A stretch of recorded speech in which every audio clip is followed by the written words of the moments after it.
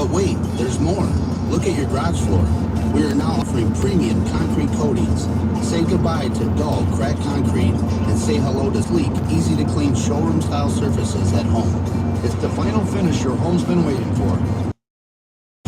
Is a 13-year veteran at the CDC.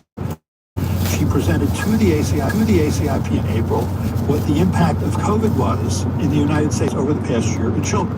What she found was that there were about 7,000 children hospitalized with COVID, that 1 in 5 of those was sent to the intensive care unit, that 152 children died of COVID, that about half were previously healthy, and that virtually all were unvaccinated. And the impact of that presentation should have been that the CDC once again underlined how important it was for children to get a primary vaccine. I'm not talking about, yearly vaccines, primary vaccines. And the opposite happened. RFK Jr. stood up on that 1-minute video presentation on X and said, we are no longer recommending the COVID vaccine for healthy young children, which was the opposite of what one would conclude from those data. And so she quit, and she said, I am worried about the way the data are being handled by the CDC. I am worried that American children now are at greater risk of vaccine-preventable diseases. That should worry people. Did the experts, the CDC, alienate people during the pandemic? Is that part of this? Yes, I think it is. The experts in the public health system in general, I think what happened in 2020 when we didn't have anything and we were dealing with a virus that was killing hundreds or thousands of people a day and that could be spread asymptomatically, is we shuttered schools, we closed businesses, we restricted travel, and we isolated and masked and quarantined and social distanced because we didn't have vaccines till the end of the year. I think that was seen as massive government overreach, especially the shuttering of schools, especially for children who were sort of in high risk. And in the following year, when we had a vaccine by early 2021, you couldn't go anywhere without your vaccine card. You couldn't go to your favorite bar or restaurant or sporting event or place of worship, and you could have been fired from your job. And again, that was seen as massive intrusion in my quote-unquote medical freedom. I think that we leaned into this libertarian left hook, and I think we're feeling the punch of that hook now. What do you mean we leaned into the libertarian left hook? I think there is a tension between public health and individual rights and freedoms. Public health does consider that you have to care about your neighbor. If you're just saying, I want to do what I want to do, and the hell with my neighbor, that is an anti-public health stance. There was one moment, actually, in California in 2014 that sort of signified this to me. There was a measles epidemic that started in Southern California, spread to 25 states, involved a few hundred people. And so the state senator named Richard Penn, who was a pediatrician by training, actually, wanted to eliminate the philosophical exemption for vaccination in that state, a state that didn't have a religious exemption. So therefore, he would have eliminated all non-medical exemptions. It was a fight to do that. Certainly the anti-vaccine people were up in arms. But there was a little boy, a little 7-year-old boy, who spoke at those meetings where the anti-vaccine people were out there screaming. He had to stand on a chair so he could reach the microphone. And he said, my name is Rhett Crowley. Leukemia is cancer in my blood. For 3.5 years, I took chemo to get the bad guys out. I can't be vaccinated. I depend on you to protect me. Don't I count? To me, he was the voice of society. So, if you look at Trump's appointments across HHS, there are all these people who came to prominence as COVID skeptics. Of course, devaluing expertise seems to be part of his project, actually, if you consider his appointments across all of his agencies. But the impact seems to be especially onerous in this case. I agree. Marty McCary, who's head of the FDA, said that the government was hiding the fact that the mRNA COVID vaccines were a rare cause of myocarditis when they didn't hide that at all. I mean, I was on the FDA Vaccine Advisory Committee. The minute those data became available, they were disseminated widely. So I don't know what he's talking about. People have asked me the question, do I think Robert F. Kennedy Jr. will cause distrust in public health? I think the answer is no. I think that he was brought in because he distrusts public health. He has disdain for the agency he's heading. He has disdain for the FDA, the NIH, National Institutes of Health, the CDC. That's why he's there. He represents our disdain for the federal government, and we will suffer this. I guess there's an important lesson to be learned here then from COVID and how science communication could improve? Yes, I think we need to explain what we're doing and why we're doing it. I think we can't assume that people understand. And if we make a broad recommendation that involves a lot of groups, we need to make it clear why each of those groups do need to be vaccinated and include the public in that decision making. I think we underestimate what the public can handle.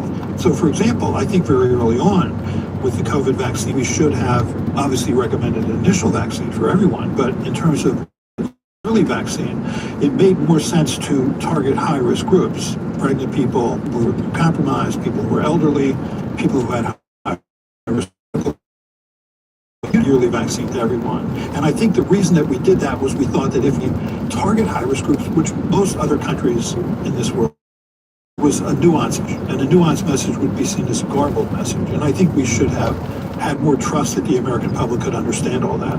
And also we needed to make it clear that when decisions were made, they were based on what you knew at the time. Yeah, like the requirement to wear masks.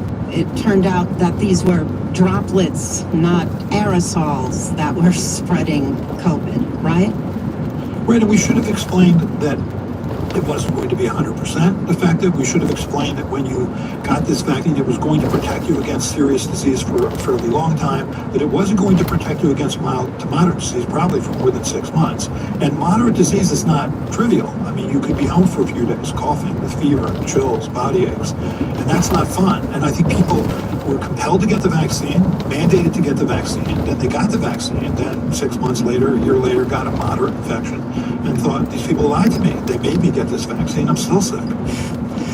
You mentioned Fiona Havers, who very publicly resigned from the CDC in protest of the manipulation and suppression of data. 5 CDC leaders left in March. I guess we can assume they won't be the last. So can we also assume that this brain drain will have an impact on medical research in the U.S.? That's already happened. I mean, you've seen the administration, the Trump administration, cancel grant after grant after grant. Certainly all grants related to how we perceive vaccines, grants related to the human immunodeficiency virus vaccine, grants related to anything mRNA related regarding vaccines or even regarding cancer. So it's been this sort of attack on the research infrastructure. It's certainly any hospital or university has felt this, and it's going to take us a long time to come back from this. We will come back from this, but we have to get through this period when, frankly, there is an attack on public health in this country. How are you feeling these days, Paul? Pretty sad. I wake up every day sad that the things that I care about, which is the health and well-being, particularly of children, because I'm a pediatrician by training, is putting kids at risk. I mean, I have 2 grandchildren who are, 2.5 and 9 months old, and I feel badly for, at least their immediate future in terms of being able to protect themselves from diseases that should be easy to protect against. They could still get the vaccines. They won't be covered by insurance. So again, it falls on the... In 1 mile, keep left. Always. Thank you so much. Thank you. Paul Offit is the director of the Vaccine Education Center and a physician in the Division of Infectious Diseases at the Children's Hospital of Philadelphia. That's it for this week's show. On the Media is produced by Molly Rosen, Rebecca Clark-Callender, and Candace Wong. Our technical director is Jennifer Munson, with engineering from Jared Paul. Eloise Blondio is our senior producer, and our executive producer is Katya Rogers. On the Media is a production of WNYC Studios. I'm Brooke Gladstone. And I'm Michael Lellinger.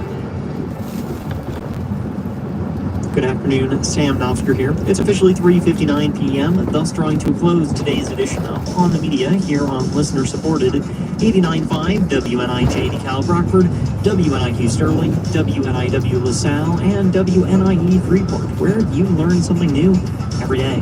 Up next, as we roll on over into that 4 o'clock hour, you can expect to hear... Use the left lane to keep left. There's a topic of sultry owls, so stay tuned for that one right here on WNIJ. In 3/4 of a mile, turn left onto South Galena Avenue. After we signed on the dotted line to disclose a possible haunting in the backyard. Hour from PRX. That's on today of the off radio hour at 5 o'clock p.m. It immediately follows All Things Considered right here on WNIJ. None of this is easy. At the next light, turn left. Listen to everybody. Everybody's contributed in a significant way. A make or break moment for President Trump's legislative agenda with a key Senate vote looming. For Sunday, June 29th, it's All Things Considered from NPR News.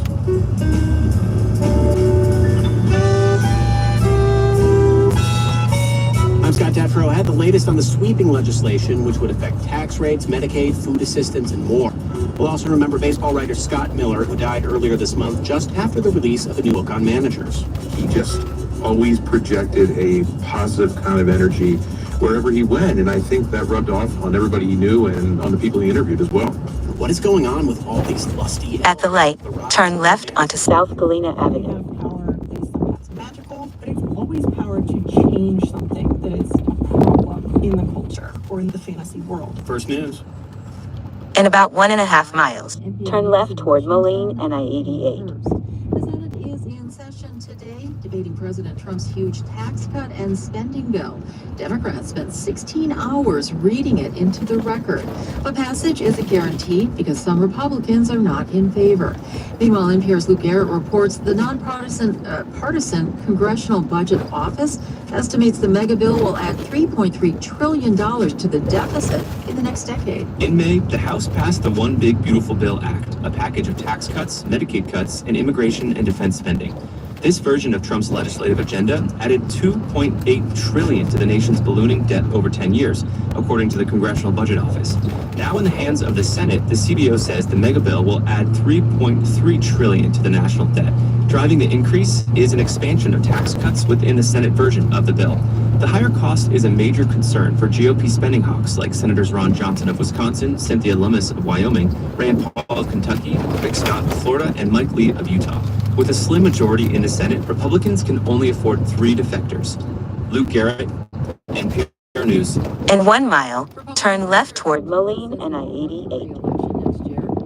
Campbell of member station WNC reports this comes a day after President Trump threatened to back up primary challenger to him over his opposition to Trump's mega bill. North Carolina's senior senator said Saturday that he couldn't support the Senate version of the bill because it would jeopardize federal funding for health care and other needs in North Carolina. Tillis was one of 2 Republican senators to vote against moving the bill forward. Trump responded challengers to Tillis. Tillis didn't mention, but he said that, quote, independent thinking is becoming an endangered species in Congress. He says he plans to finish his Senate term with the freedom to make his own decisions. For NPR News, I'm Colin Campbell in Raleigh. Israeli security cabinet officials are meeting with the Israeli military today, reportedly on how to end the war in Gaza. NPR's Hadil Al-Shalchi has more. The Israeli military is expected to present Israel's security cabinet with strategies on how to reach a partial hostage deal in Gaza or a full deal that would see all the hostages released, according to a person familiar with the matter who was not authorized to speak to the media. Israel's senior minister Ron Dermer is also expected to travel to the U.S. this week to prepare for a potential visit by Israeli Prime Minister Benjamin Netanyahu to Washington, D.C. Netanyahu is expected to meet with President Trump to discuss a Gaza ceasefire. Netanyahu is also expected in Israeli court tomorrow. He's on trial for corruption cases and fraud. He denies any wrongdoing, and Trump has called the trials a, quote, witch hunt. Hadil Al-Shalchi, NPR News, Tel Aviv. You're listening to NPR News from Washington. Continue straight. Then use the left lane to turn toward Moline and I-88. Public places goes into effect today. NPR's Eleanor Beardsley reports smokers can no longer light up in public parks, on beaches, at bus stops, or basically anywhere there may be children present. That's according to the French health minister. The ban was pushed through by French Health Minister Catherine Vautrin. Use the left lane to turn toward Moline and I-88. By 2032, violators could be fined $150 to several $100. Smokers will still be allowed on cafe terraces, and e-cigarettes are not. Turn left, then keep right to merge onto I-88 West. Cigarette companies attract young people with different flavored vapes. Less than a quarter of the adult population in France. Use the right lane to keep right to merge onto I-88 West toward Moline. $170 billion annually, says France's National Bureau of Addiction. A recent poll showed 62% of the French support the ban. Eleanor Beardsley, NPR News, Pont-et-Maçon, France. Wimbledon gets underway tomorrow. There are 4 American women in the top 10 of the tennis event, with Coco Gauff fresh off her win at the French Open, the second Grand Slam of her career, the highest at number 2. But Wimbledon has consistently been her weakest Grand Slam event, never getting past the 4th round and into the quarterfinals. On the men's side, 22-year-old Spaniard Carlos Alcaraz is the easy favorite after winning Wimbledon the past 2 years in a row. A few weeks ago, he won an instant classic French Open title over his Italian rival, Jannik Sinner. I'm Janine Herbst, NPR News in Washington. Support for NPR comes from the Skoll Foundation, dedicated to powering social innovators to transform the world. Learn more at skoll.org.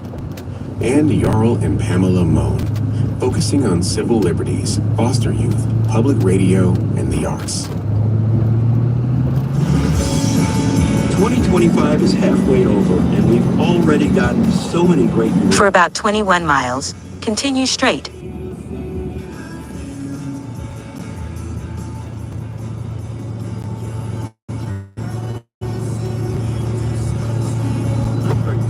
I'm Jim Beergeist. We share the best values of the year so far. Later on Sound Again. Later on is 7 o'clock tonight, right here on 89.5 WNIJ. It's All Things Considered from NPR News. I'm Scott Detrow. Senate Republicans are working around the clock this weekend to pass the massive tax and spending bill that includes the bulk of President Trump's agenda.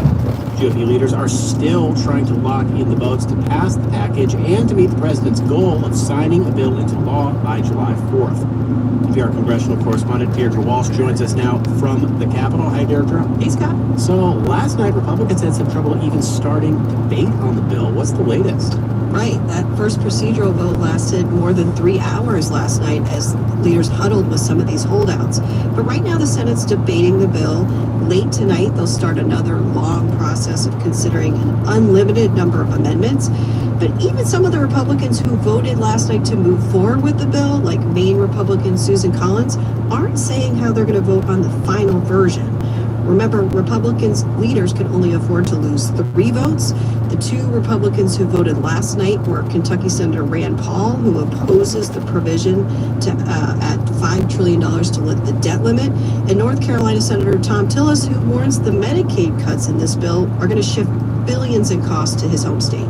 The biggest leverage that President Trump has to pressure people to vote in favor with him is of course, challenging them in primaries. And on that end, Tillis made a surprise announcement today. And talked about backing a primary challenge. Tillis put out a pretty scathing statement. He said that leaders, quote, who are willing to embrace bipartisanship, compromise, and demonstrate independent thinking are becoming an endangered species. Interesting. So the president keeps calling it a big, beautiful bill. That's its official name. What's the best way to think about how big this actually is? Well, the Nonpartisan Congressional Budget Office put out a report today that says that the Senate bill adds $3.3 trillion to the deficit over the next 10 years. The bill makes the tax cuts that were enacted in 2017 in Trump's first term permanent, also adds new tax breaks like no tax on tips, no tax on overtime. But to pay for those tax cuts, the bill makes a bunch of changes to the Medicaid program, the health care program for low-income, disabled, elderly people. It changes the way states finance their own Medicaid programs. It adds work requirements for some recipients in the program. And the CBO analysis shows that almost 12 million people could lose their health care coverage under this proposal. So as far as we know at this moment, where the final vote could be at some point, any point in the next day or so, what do we know about what issues Republican leaders are still hammering out? It's still Medicaid. I mean, that issue has been splitting Republicans up here throughout this debate. Conservative holdouts said that leaders last night agreed to an amendment that would add major cuts for the Medicaid expansion program that was part of the Affordable Care Act. But there's a group of Republicans like Alaska Senator Lisa Murkowski, Susan Collins, who I mentioned, who oppose any more changes to Medicaid or restructuring the program. And how that issue gets resolved is probably going to determine whether this passes. And real quick, Deirdre, say it does pass. What are the chances it passes the House identically? It's going to be a rough road. House Speaker Mike Johnson has a really slim majority, and some House conservatives are already complaining about the changes in this bill. That is NPR's Deirdre Walsh. Thank you so much. Thanks, Scott. The race to create more powerful artificial intelligence applications has also created a huge demand for high-quality training data and competition over who gets to use that data. And a lot of that demand is in China. And as NPR's Emily Fang and Owen So report. In this brand spanking new office building in northeastern China, rows and rows of people sit silently clicking at their computer screens. This is the fuel that powers so much of generative AI, raw data. And this data processing center is the brainchild of this man. My name is Henry Chen. He's the founder of Sapien AI and hires people around the world to collect data and tag and organize it so it can be used to train a variety of artificial intelligence applications. China is a big market. Especially after DeepSeek came out. DeepSeek, the Chinese chatbot performing on par with American-trained chatbots, but trained at a fraction of the cost. That demand for data is why Chen's company now has about 60 employees in China labeling maps of Chinese streets. This data today is being used to train an autonomous driving program. Looks very abstract. That's NPR producer Owen So. I see people working in front of computers, but on the computer screens, they're black backgrounds with squares. Squares and green dots. It almost looks like, Owen says, laughing, the television show Severance. The data may look abstract, but it's a valuable commodity, says Rogier Kremers. He's a professor at Leiden University in the Netherlands who studies China's digital technology policies. They believe that data is an economic input, and in a way, they see it as akin in that sense to raw materials. Chatbots today, like ChatGPT, need literally trillions of data points to get up to speed. And who owns that data has increasingly been a competition between companies and between countries like the US and China. Each wants an edge over the other in AI, and that means hoarding data. Data is such a choke point that since last year, China's cyberspace regulators have to approve any bulk export of data out of the country, which is in part why Sapien AI, a Canadian company, is in China to begin with. For the AI models that are trained here, the data needs to be processed in the country and cannot leave the country. The race to create and protect data is also because the data AI companies want is getting more complicated. Olga Murgorskaya, the founder of an Amsterdam-registered data processing company called Toloka, now specializes in creating data sets for highly technical scientific and engineering fields. She uses an analogy that compares early AI models to human toddlers. The person is like 2 years old. He or she is taught by kids' books with very bright pictures. And more advanced AI models are like university students. When she goes to the university, there are dozens of textbooks that she needs to read. For an AI model, that means gobbling up more and more advanced data sets. The data industry is crucial enough that local governments in China, once dependent on dying industries like steelmaking and coal mining, are actively recruiting AI data processing companies. Here's Kremers at Leiden University. Speed check reported ahead on Ronald Reagan Memorial Tollway. Through developing the industries of the future. The Rust Belt city of Shenyang, where Sapien AI chose to locate one of its offices, is one of 7 Chinese cities that says it wants to become an AI data hub. The city offers low interest rates on loans and flexible and affordable office space. Here's Chen again at Sapien AI. They benefited from this help. So they give us a lot of help as well. So we just find a really good environment to set up the office here. Because data processing employs a lot of young people. China's economy never fully recovered from a global coronavirus pandemic, and youth unemployment has concerned policymakers enough that they briefly stopped publishing that statistic. One of the young people working at Sapien AI is Wang Rui, age 21. She's a data quality specialist. She says the work of data processing is suitable for people with obsessive compulsive tendencies because it requires a high level of attention to detail. Data processing is admittedly not the most exciting work, says Chen, her boss. Just picture yourself sitting at a desk and try to draw bounding boxes around cars for 40 hours a week. But sometimes innovation requires someone, actually a whole lot of people, to do the... In about 10 miles, take exit 76 onto State Route 251 toward Rochelle. The nation's birthday with cookouts, parades, and of course fireworks. The last time President Trump was in office, fireworks got a pass from the U.S.-China trade war. Not this year. And that means firecrackers and Roman candles could be more costly and harder to come by this 4th of July. Here, Scott Horsley explains. For many Americans, the highlight of any 4th of July is a noisy aerial display of exploding rockets. But for the fireworks we use to mark Independence Day, the U.S. is almost entirely dependent on China. Julie Heckman, who heads the American Pyrotechnics Association, notes that China has been producing fireworks for over 1,000 years, and the country is the world's leading supplier. They are basically our sole source. Heckman says the tariffs took effect at the worst possible time. Some importers simply halted deliveries to avoid paying tariffs as high as 145%. These are all small family businesses. They need to evaluate how much can a company absorb and how much do they actually need to pass on to the consumer. John Sorgai's family has been in the fireworks business for generations. In addition to selling fireworks, Sorgai's company stages hundreds of professional shows each year. This is go time for us. It's go time for the 4th of July, but it's also go time to get your orders in and get them moving for next year. Next year was expected to be an explosive one for the fireworks industry. Not only does the 4th fall on a Saturday in 2026, but it's the climax of a year-long celebration of the nation's 250th birthday. It's hard to plan for that big party, though, without knowing what the tariffs will be. I mean, your $50,000 show is going to look like a $30,000 show. Your $30,000 show is going to look like a $15,000 to $18,000 show. And then when you get down to the smaller shows, those shows will probably just have to say, we're not doing it. Julie Heckman of the Pyrotechnics Association says given the strict safety and environmental rules in this country, it's doubtful the U.S. is going to start making its own fireworks. Members of her trade group are hoping that Trump's taste for showmanship will lead him to grant their industry a tariff reprieve. We know he loves fireworks, and he's been talking about America's salute to the 250th from day one, and our industry wants to be a major player in that. Trump has lit the fuse on this trade war. It remains to be seen whether it brings a bust or a boom. Scott Horsley, NPR News, Washington.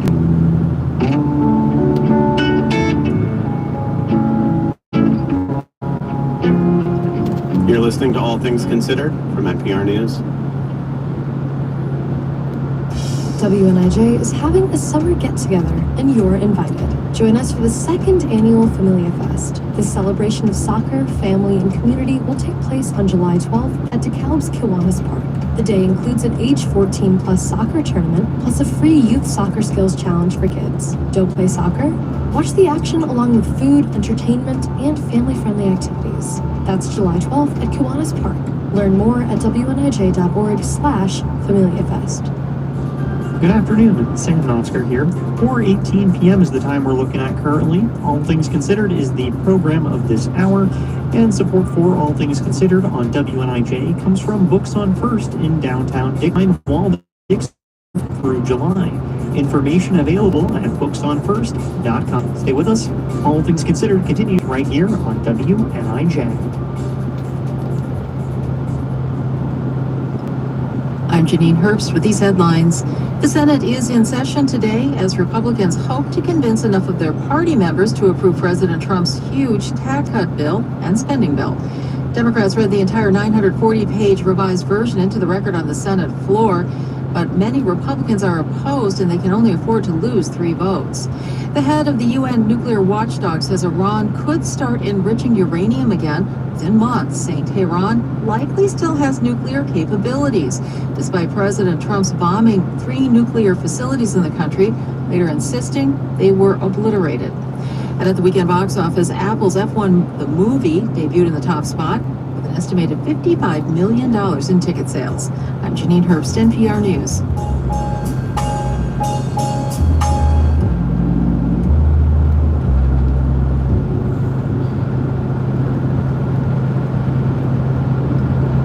Support for NPR comes from this station and from the Wallace Foundation, an independent, nonpartisan research foundation collaborating with grantees and partners in the arts, school leadership, and youth development. More at wallacefoundation.org. From Raymond James, a firm focused on transforming lives, businesses, and communities through tailored wealth management, banking, and capital market solutions. Disclosures at raymondjames.com. And from the sustaining members of this NPR station. It's All Things Considered from NPR News. I'm Scott Detrow. It is not a stretch to say romance is one of the main pillars supporting the book industry right now. A recent report found this year romance sales are up 24%, and one of the biggest sources fueling that growth is romance and fantasy. And I will say, I've heard the other names for this. In 2 miles, take exit 76 onto State Route 251 toward Rochelle. So why are we all so obsessed with fairies and dragons and wizards finding love, making out, and usually doing more than that? Andrew Limbong, host of NPR's Book of the Day podcast, is here. Andrew. Here with the hardest news, Scott. I'm ready. Let's start with what exactly romantasy is. Okay, you're a Lord of the Rings guy, right? I am. Okay, so imagine if Arwen, who's the elf princess, right? Mm-hmm. Imagine if she was the star of the show, right? And while all these like epic battles are going on around her, you followed her get in and out of trouble, fall in and out of love, and have sex and save the day.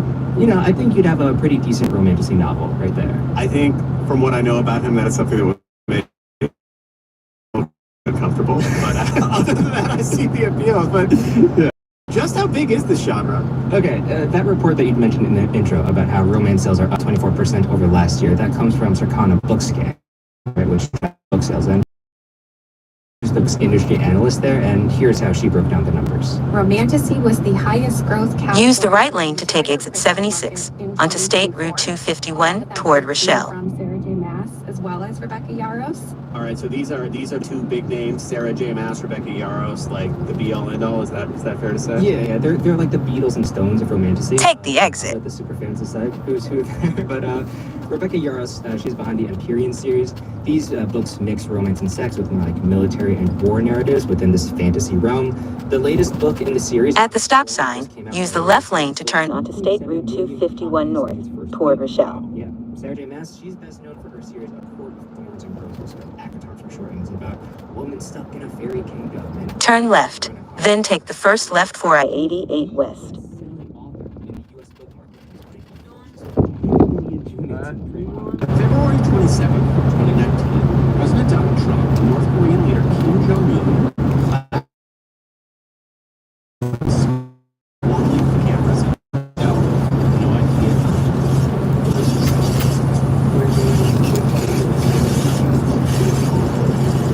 Their demeanors were friendly despite that meeting. It was a stark contrast to the approach that Trump recently took with Iran. Culminated in U.S. airstrikes on its facilities. So when we call up Anthony Keeling, I wanted to start there talking about the parallels between Trump's North Korean negotiations and the ongoing conflict with Iran. This has been on a lot of people.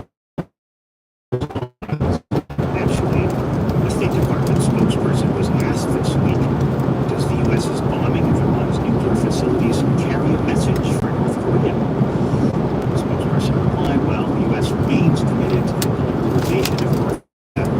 As to what might happen if the North Korean nuclear issue cannot be resolved through dialogue, she said, well, I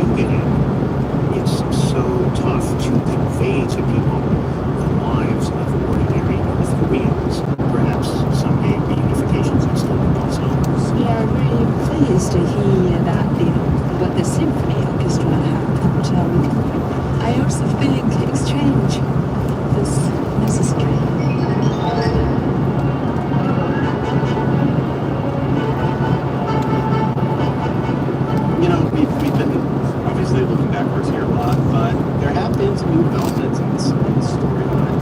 Trump did try to send another letter to Kim recently, right? Yes, this has been what's reported. Neither side has confirmed it, but the story was first reported by an authoritative North Korean news website called NK News. They said that Trump sent his letters via the only working channel of communication with North Korea, which is the North Korean embassy at the UN. that. But North Korean diplomats refused to accept the letters. So they 1 hour and 32 minutes. So any attempt to try to restart negotiations has so far failed. I mean, that is really remarkable to not even accept a letter way the fuck out of my way somehow. So it makes me wonder, what do you think is different this time? Why do you think that Kim is not engaging at all? Well, we face a fundamental in the second Trump administration than we did from the first. As we said, they now have a nuclear arsenal estimated at about 50 weapons, when they only had about 20 or 30 during the first Trump administration. They were seeking security guarantees from the U.S. When they didn't get them, they turned to Russia and China. Now, by sending North Korean troops to fight Ukraine and Russia, have basically a sort of a mutual self-defense treaty. And finally, there was the letter writing between Kim and Trump. 2018 and 2019, Kim and Trump exchanged 27 letters, personal letters. There are pictures of Kim reading Trump letters on his desk. You could practically see the letters looking through the sheet of paper. The second one I saw today. If you do not think of our relationship as a stepping stone that only benefits you, then you would make me look like an idiot. Never seen one before. So that's how bad he felt he had been burned by Trump. And as if that weren't bad enough, Trump then took those letters and gave them to journalist Bob Woodward, who publicized them all over the media. Quick turn from the original flowing, oversized envelope to the correspondence, I guess. Who'd imagine that Trump would just go handing them out like candy, right? That is NPR correspondent Anthony Kuhn, covers the Korean Peninsula and Japan. Thank you so much for talking to us. Great time, Scott. Thanks.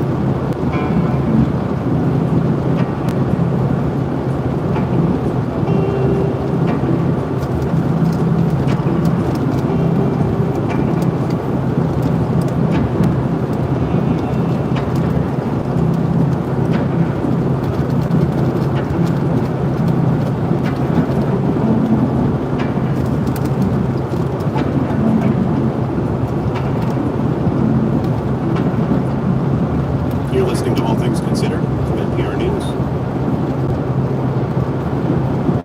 Here's a real-life mystery for you. A small-town Texas librarian finds a rusty old Bible and soon realizes it is unlike any she's ever seen. It's hundreds of years old, with familiar but dead language. Texas Public Radio's Jeff Morgan picks up the story from here. First off, the town is Bernie, about 20 miles northwest of San Antonio. Founded by German immigrants in 1849, it has the oldest Oompa band outside of Germany. But this upscale town's library also holds a rare Bible. There's a lot they know about the Bible, but it also holds a secret that no one's been able to crack. How it got there. Lisa McHugh knows the Bible well.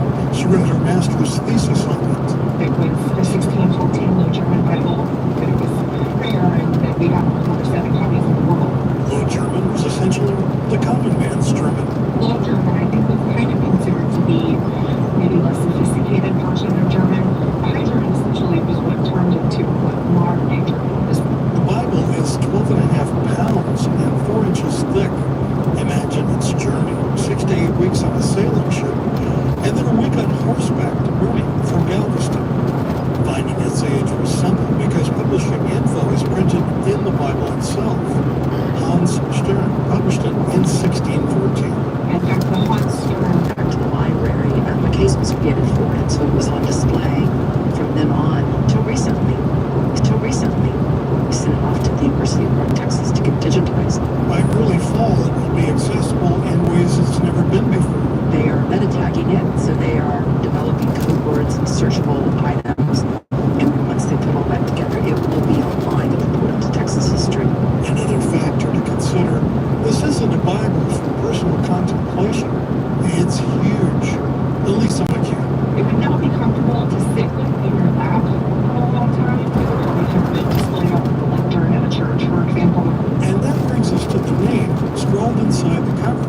has the name Johann Schwarting. It also has a date of 1660, so that's really great. 1660 is almost 200 years before any Germans lived in Bernie. So did the Schwartings bring it here? I have done some digging, and I have not found any evidence of a member of the Schwarting family in Bernie proper. It's very likely that it was brought over from Germany by a member of this family, but it could have been a daughter or somebody who ended up with a different last name. We may never know who brought the Bernie Bible here, but maybe its digitized contents accessible worldwide will open a portal that didn't exist in the misty past.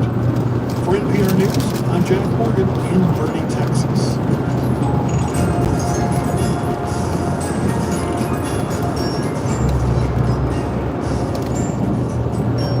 This is NPR News.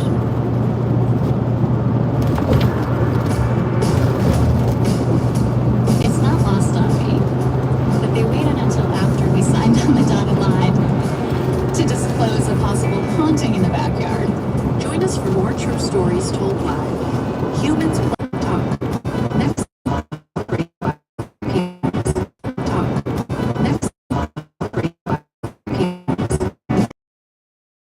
later on this evening at 5 p.m. right here on listener-supported 80.5 WNIJ.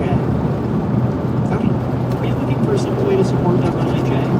Donate your car, truck, or even your boat.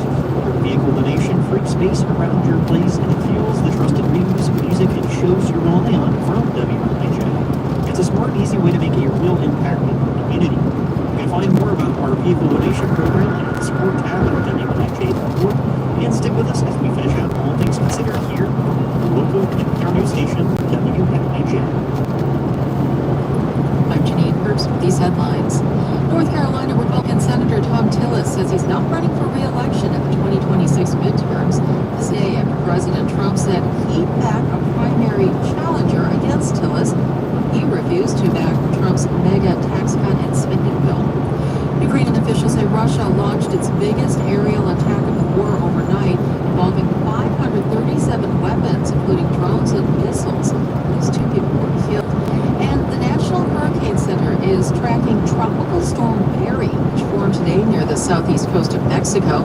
It's expected to drench the region for several days, with 3 to 6 inches of rain in several places, with higher amounts possible. I'm Janine Herbst, NPR News.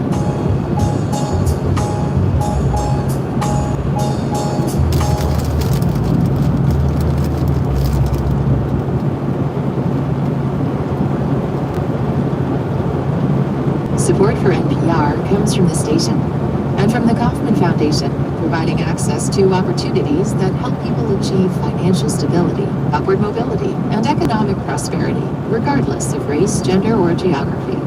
Kauffman.org. From the Cy Sims Foundation, partnering with organizations and people since 1985, working for a better and more just future for all. More information is available at CySimsFoundation.org. And from the listeners who support this NPR station. From NPR News, this is All Things Considered. I'm Scott Detroit. Scott Miller wrote about Major League Baseball for more than 30 years. He contributed to the New York Times, Bleacher Report, Los Angeles Times, and others, and you could hear him as an analyst on MLB Network Radio. He died earlier this month from pancreatic cancer at the age of 62, and that happened just 5 weeks after the publication of a book called Skipper, Why Baseball Managers Matter and Always Will. Miller's friends and peers say he was one of the best sports writers of his generation, somebody who could capture human stories, weave narratives into box scores of a 162-game season. To talk more about Miller's life and legacy is Tyler Kepner. He's senior writer for The Athletic, covering Major League Baseball. Welcome to the show. Thanks for having me. So you knew Scott Miller, you worked with Scott Miller at the New York Times. I want to start with this. I just kind of talked about his professional side, but one thing I've been struck by reading obits and remembrances like yours is that he was just like a really good person. Scott was one of the most upbeat people I've ever known. He was the kind of guy who just, if he was frustrated, he never showed it. He just always projected a positive kind of energy wherever he went, and I think that rubbed off on everybody he knew and on the people he interviewed as well. He had a long career, like I mentioned, writing for over the course of several decades. What's the best way to frame what made his writing and reporting stand out? There's so many people writing about the same game every single day, but still there are people like him, they rise above. How would you describe it? Well, I think he really understood the people within the game. He valued building relationships and just really trying to understand the folks, not just as ball players, but as people and as the just sort of struggles that they go through on a human side. You know, he wrote a book with Bob Tewksbury, a former pitcher who became a mental skills coach, really exploring the mental side of the game and how players can sort of sharpen that side and how they struggle and get through that. So he was really interested in the human aspect as well as just getting to the truth of what happened in a game and why. People were always kind of happy to give him a little more because of how authentic and genuine he was and how much preparation he did. One of the things that you wrote about in A Remembrance on that note is the idea that he understood relationships, not just kind of the human angle of the game, but also the way that relationships factored into a manager talking to players, but also a sports writer getting to know the players he's covering. Can you tell us more about that? He had a knack for getting to know people, but also getting stuff he could use. He managed to get all the reporting done and know the people very well, but he was also really productive. Like, when it was time to deliver the story or deliver the book, he was right on time. I want to talk about managers and also this book that just came out right before he died. It is not a high point for respect for and appreciation of baseball managers right now. There's this narrative that analytics and the front office are making every single decision, and the role of the manager has been really minimized over the last decade. He was making the opposite argument. What's the best way to frame how he was thinking about this and why? As a writer, he understood the power of the relationship and how that factored into being a manager beyond just the numbers, right? Like, a lot of managers are kind of told what to do by the front office, or they have to work in collaboration with the front office, and that's fine. We're probably not going to ever get back to the Earl Weaver days, and maybe we shouldn't, when an old school manager kind of ran the whole show. Managers are a lot more than just middle managers who implement what the front office wants. They have to get the players on board. That was Tyler Kempner, senior writer for The Athletic, talking about his friend and colleague Scott Miller, who passed away earlier this month. Thanks so much for talking to us. You're welcome. Scott was a treasure of a human, and happy to talk about him.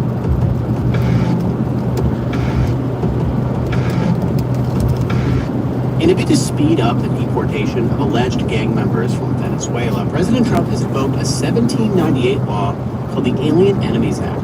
This use of the law is being challenged in the courts. It's only been used a handful of times in American history, and always during war. The last time came on the heels of Pearl Harbor, America's entry into World War II. Concerned that Americans overseas would be seen as spies and captured by the Axis powers, President Roosevelt's administration came up with an elaborate plan to find people who could be exchanged for American prisoners of war. The government turned to Latin America and offered to intern allegedly dangerous enemy aliens, immigrants from Germany, Japan, and Italy. Thousands were arrested and deported to the U.S., where they were incarcerated in camps. Radio Diaries brings us their stories. My name is Karin Schramm. Both my parents were from Germany, and my father went to Ecuador in 1928. They had their German friends and Ecuadorian friends, and they were very happy. My mother used to write diaries, and after the war started, she wrote about my father, Wolfgang. This was one of those entries. December 23rd, 1943. I will never forget the day or the hour. Suddenly, a military vehicle stopped in front of our door. I held my breath. 2 American soldiers holding rifles had picked Wolfgang up. I felt an enormous emptiness, and I stayed behind along with my 3 small children.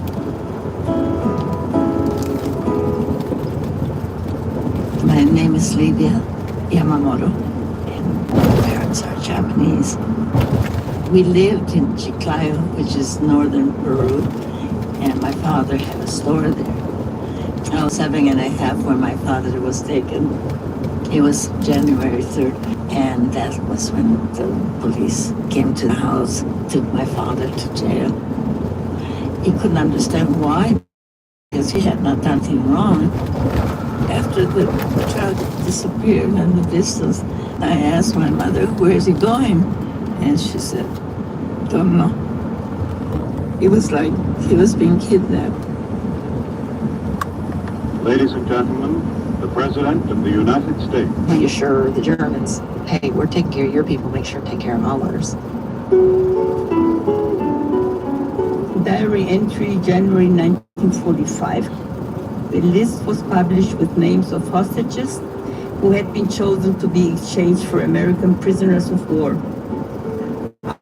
Our names were not on the list. And from Paraguay, Bolivia, and other South American nations, more families kept coming. A lot of people from our camp, they were deported to Japan.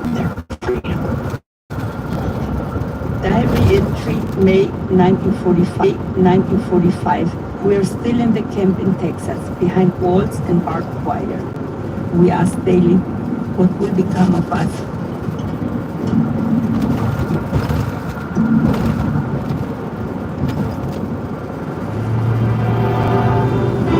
President Truman announced the official surrender. This is a solemn but glorious hour. General Eisenhower informs me that the forces of Germany have surrendered to the United Nations. The war is over, but we basically had no country. We never got a passport, no visa, no nothing. What we do have is papers from the government saying that we are illegal aliens. And yet they don't mention that they brought us here. Nobody was in any kind of hurry to liberate the enemy alien camps. And they languished for months and years in some cases. I was interned from 1943 to 1947, 4 years. The government said, you either go to Japan or go back to Peru. We were Peruvians, but the Peru government wouldn't take us. They didn't want us back. And in Japan, it was war devastated. In order to get out of camp, you have to have a sponsor family, and you're supposed to have a job. We had this lawyer that helped us, and he found this fruit processing company in Seabrook, New Jersey, and they needed labor over there, and they were able to sponsor us. That was the only way we were able to leave camp. We had to start all over again, and that's where I get very angry. For my parents to go through all of the hardship because they had to suffer so much. It was not easy. Upon release from Crystal City, people were required to sign a confidentiality document saying that they could not speak of the experience to anyone. And they did not, because they had already lived through years of imprisonment, so they weren't going to take any chances. For me, I always credit my mom and dad for the family's sake to take us through that. We were kids from another country, and yet they hardly complain. Part of this is the Japanese culture. You might have heard that the term gamang. You just deal with it. You live through it. Gaman is, just suck it up. More than 6,000 people, men, women, and children, were taken from Latin America and incarcerated in camps in the United States during World War II. A few of the remaining survivors, who you heard in the story, will travel to Crystal City, Texas this fall to visit the camp where they spent part of their childhood. This story was produced by Joanne DeLuna and Nellie Gillis of Radio Diaries. You can find more stories on the Radio Diaries podcast.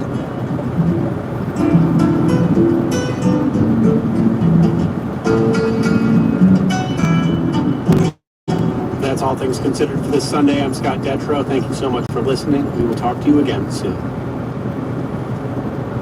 Support for NPR comes from the station and from the almost everything. His entire legislative agenda is packed into this one bill, and there's no president in modern times who's had a firmer grip on his party than Donald Trump. And he issued a statement over the weekend that makes this very personal. He said, quote, failure to pass this bill would be...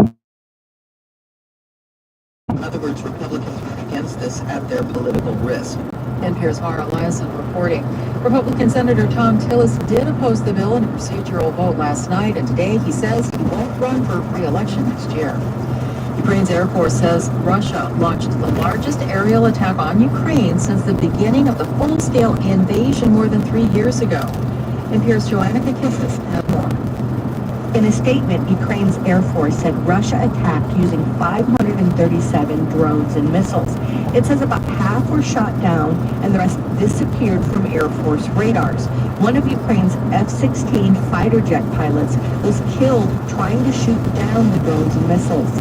Ukrainian President Volodymyr Zelensky wrote on social media that Russia had launched nearly 2,500 drones, missiles, and guided air bombs at Ukraine in the past week. Representatives from Ukraine and Russia have met twice in Istanbul for ceasefire talks, but have only agreed to a series of prisoner exchanges. Joanna Kakissis, NPR News, KU. This all as the Trump administration presses for a ceasefire. You're listening to NPR News. The life and legacy of a civil rights leader, Medgar Evers, is being honored in Jackson, Mississippi.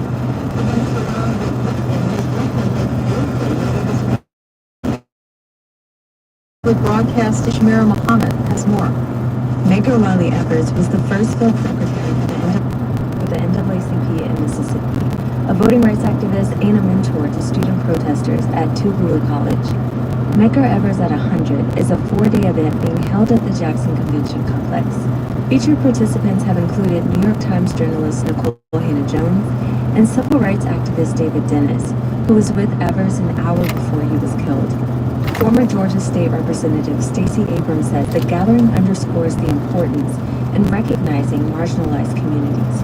He refused to be erased, and he refused to say that the people living on plantations were less than the people living in mansions. Evers was assassinated at his home in 1963 at the age of 37. For NPR News, I'm Shamira Muhammad in Jackson. At the weekend box office, Apple's F1 the movie debuted in the top spot with an estimated $55 million in ticket sales.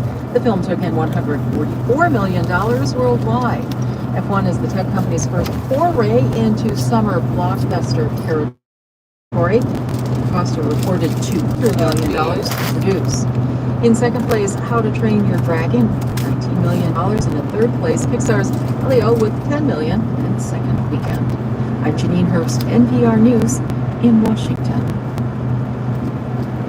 Support for NPR comes from NPR stations. Other contributors include the Lodestar Foundation, inspired by the principle that helping someone else less fortunate is a path to a happier, healthier, and more meaningful life. Learn more at lodestarfoundation.org. From the Center for Investigative Reporting and PRX, this is Reveal.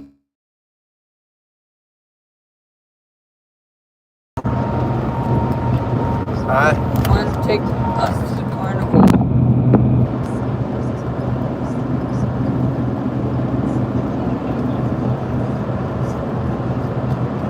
What time schedule are you on?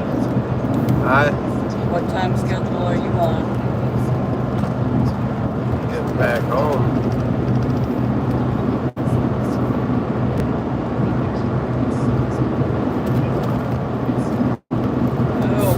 Gotta rush because you ain't gotta get up early for work.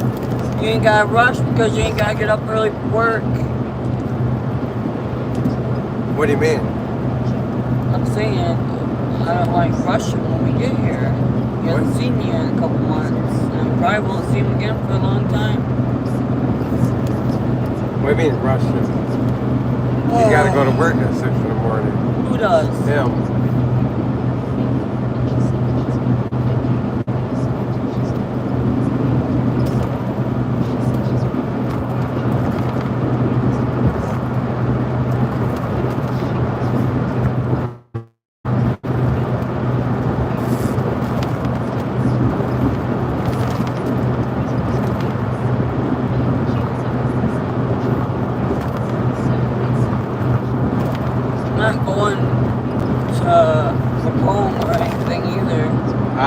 That fair is in Macomb. I'm not going to Macomb.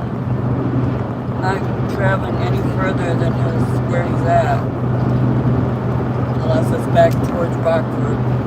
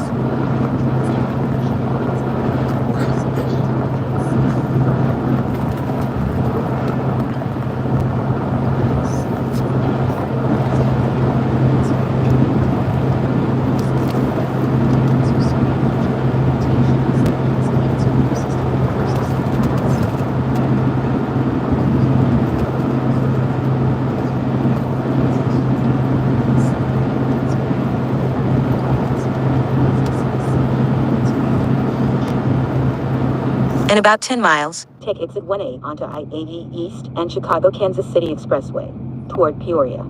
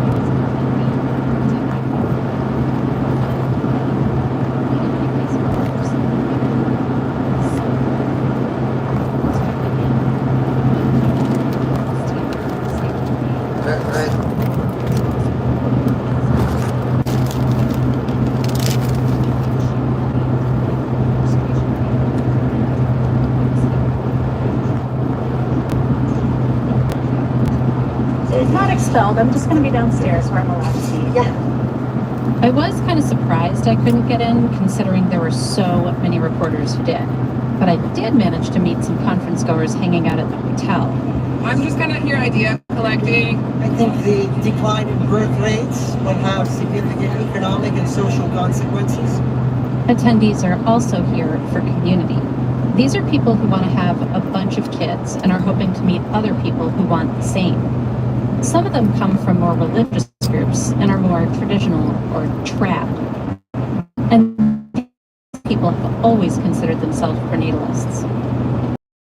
Matchmaking session for singles looking for a partner to have a lot of kids with. I heard later that most of the people who attended were men. I was still curious about how exactly the people gathered here, the rest of us, could be persuaded to have more babies. So I got recordings of a lot of the speakers. We must reverse the collapse of birth rates. Speakers proposed solutions like giving out government incentives. Let's get a bigger child tax credit. Let's get some cool EOs. Let's do all this stuff. Building more housing. Single-family homes are associated with much higher fertility. Then came the tech solutions. A lot of people in this room imagine a future where everyone does IVF. But not everyone was on board. I am a Catholic, and therefore I am not a huge fan of IVF. There was disagreement between the tech speakers and the trad religious speakers about some fundamental stuff like gender roles, who should be having a family, and when life begins. I'm told by all the tech geniuses around me that we are soon getting IVF for everyone, surrogate mills, embryonic genetic editing, and factory baby farms filled with matrix-style artificial wombs and more. Can't wait. But between the trads and techs, there was also a lot of common ground. Many of the speakers leaned conservative with libertarian values, and together they saw themselves as a coalition. The left has no answer or solution right now. There's no point in listening to them or talking to them. It's us, it's the tech right and the trads. Falling fertility rates on liberal ideology. Liberal feminism has mostly backfired. And ultimately wanting to create a culture for their kids. In 2 miles, take exit 1A for I-80 East toward I-74 Peoria. Suggested parents should be able to cast proxy votes. In 2 miles, take exit 1A onto I-80 East and Chicago, Kansas City Expressway toward Peoria. Around the family. They're blunt about as Jack Sova see pronatalism as fundamental to their existence. We're not going. This is a war, and natalism is our sword and shield, and we will not abandon the front lines. I wrote a story about my weekend with this new generation of pronatalists, a strange bedfellows situation of techies and religious trads who've come together around policy changes to encourage childbearing. But the white... Back in 2023, Kevin was asked about eugenicism on a podcast. Are very much, they're not in opposition, they're very much aligned. So I asked him about that. I guess maybe the trickiest part of all of this to talk about is the eugenics part. And that's been something that you have been accused of, and you've been accused of being a eugenicist, wanting to, breed a superior race. Sure. And you're giggling about it, but so it is silly. It's silly. Okay, right. Go on. So I asked him about something I'd seen on his Substack that talked about groups of people that could be genetically eradicated or replaced if they don't have more babies. So that's a description, not a prescription, to be clear. That's, in fact, that I regard as kind of a warning to the people who are not having kids. He told me that he wants everyone to have more kids, even the liberals and progressives whose views he disagrees with. Kevin tells me that his kids are what drive this work for him. He wants them to grow up in a culture where there's something more waiting for them than an emasculating office job. He wants woke culture to get out of the way. If everybody won't get out of the way, well, he says it makes him think of a quote from Tucker Carlson, which he paraphrases. He said, I don't worship capitalism, I worship God. And it's just a system, and if your system makes it impossible for me to raise a... Who baptized her in a backyard swimming pool, and she came out on a public stage.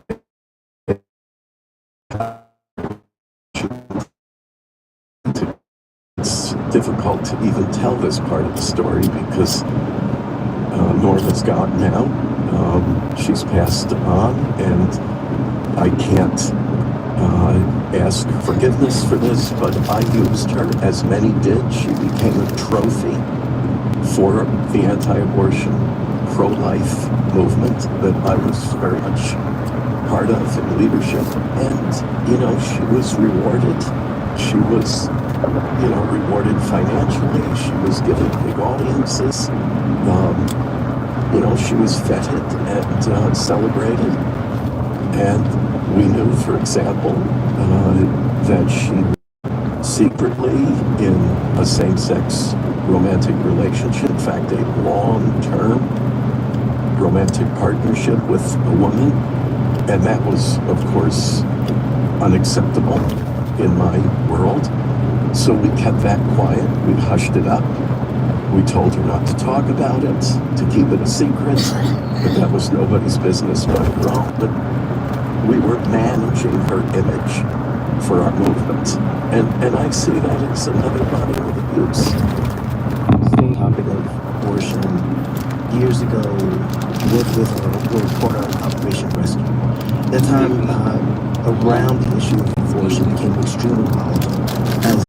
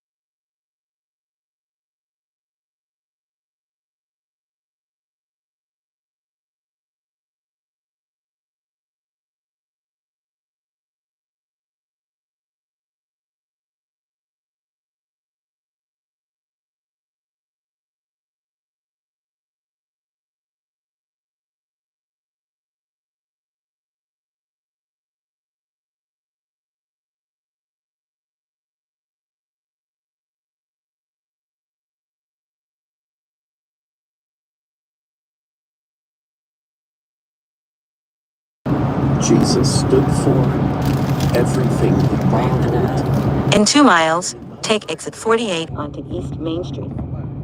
Far be it from me to push back on your assertions, but I think what I've heard in some Christian circles is the idea that he is a flawed vessel, but he will deliver to Christian nationalists what they want.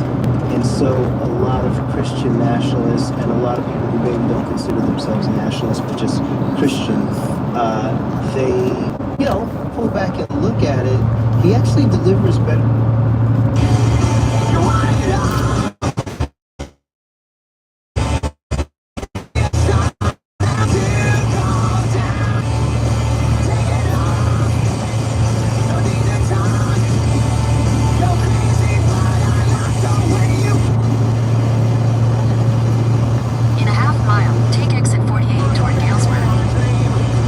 Use the right lane to take exit 48 onto East Main Street.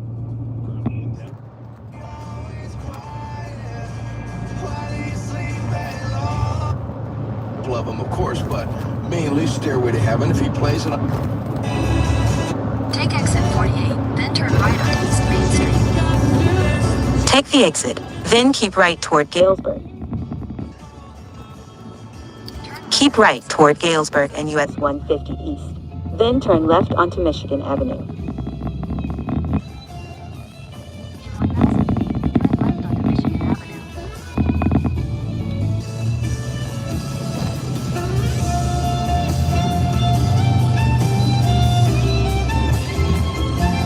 At the light, turn left onto Michigan Avenue.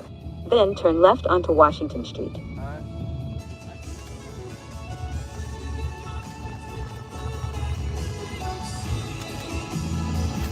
At the light, turn left onto Michigan Avenue, then turn left onto Washington Street. Turn right onto East Main Street.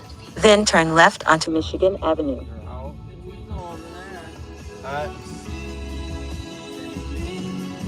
What? Did you say? They're out? On that side? I mean, I don't know if the other By side. both sides if it's zero money. Turn right onto East Main Street. Then turn left onto Michigan Avenue.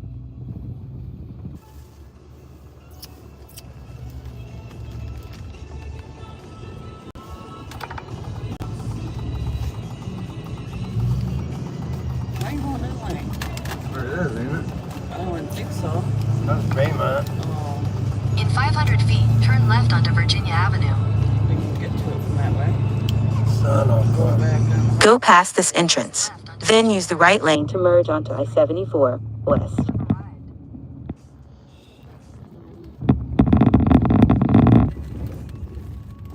Use the right lane to merge onto I-74 West. Why the fuck did they do that shit? Turn that way when your map's telling you a different way. Turn right. Why would I turn right? Turn right onto South Soangadiah Road.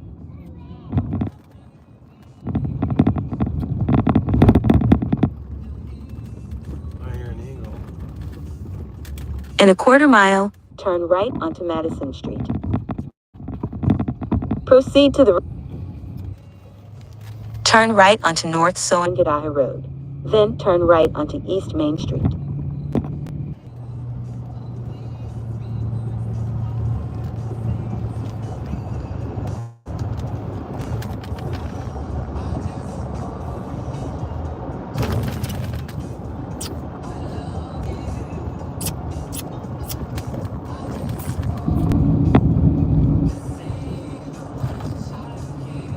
At the light, turn left onto Michigan Avenue.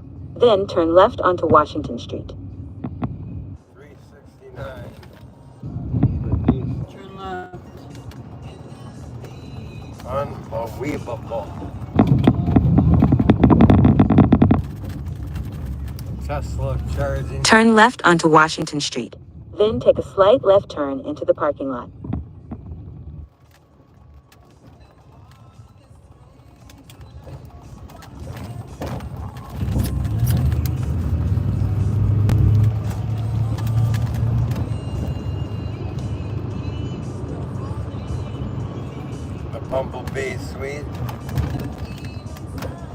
Take a slight left turn into the parking lot, then arrive at your destination.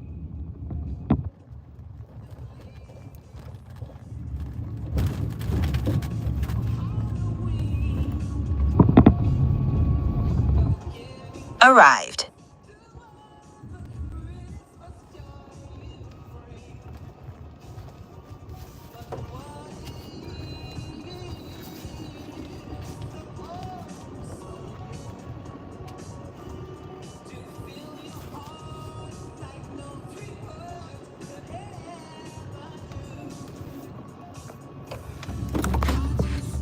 I brought a tire just because I knew he'd probably need one.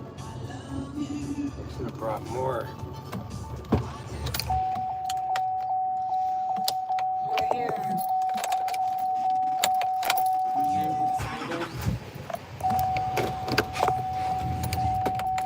Is that window not roll up on Why is my steering not working? Key won't come out.